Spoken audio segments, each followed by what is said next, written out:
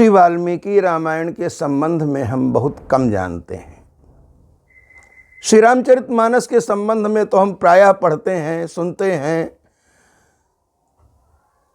24 घंटे का अखंड पाठ होता है, नवान्न पारायण होता है, मास पारायण होता है, प्रवचन होते हैं, पर श्री वाल्मीकि रामायण के संबंध में बहुत कम जानकारी लोगों को होती है, क्योंकि संस्कृत भाषा का ज्ञान लुप्त होता जा रहा है।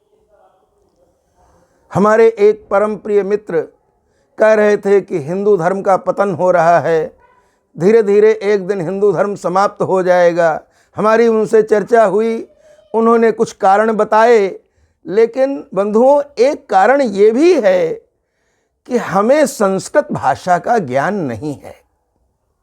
देखिए, एक क्रिश्चियन कहीं भी हो, उसे अपनी भाषा का ज्ञान है, वो अपनी बाइबिल को पढ़ सकता है।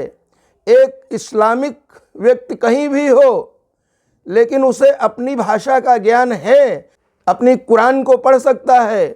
एक सिख किसी भी देश में रह रहा हो, लेकिन उसे गुरमुखी का ज्ञान है, वो गुरु ग्रंथ साहब का पाठ कर सकता है, पढ़ सकता है। लेकिन दुर्भाग्य का विषय है कि एक सनातनी बंधु को संस्कृत का ज्ञान नहीं है, और हमारे अधिकांश धर्म ग्रंथ संस्कृत भाषा में ही मिलते हैं, और संस्कृत का ज्ञान न होने से हम उनका अध्ययन नहीं कर पाते हैं, हम उन्हें समझ नहीं पाते हैं। श्री वाल्मीकि रामायण में एक बड़ी सुंदर बात कही गई है कि भगवान ये कहते हैं, भगवान की ये प्रतिज्ञा है कि यदि कोई व्यक्ति एक बार मेरी शरण में आ जाए, शक्रदेव प्रपन्नाय तवास्मि इति च याचते, और इतना कह दे कि हे प्रभु मैं आपका हूँ, अभयम सर्वभूतेभ्यो दतामि एतद्वचम् मम, मैं उसे सभी प्राणियों से निर्भय कर देता हूँ, ये मेरी प्रतिज्ञा है, ये मेरा वचन है। बंधुओं, कहना तो बड़ा आसान है, पर होना बड़ा मुश्किल है।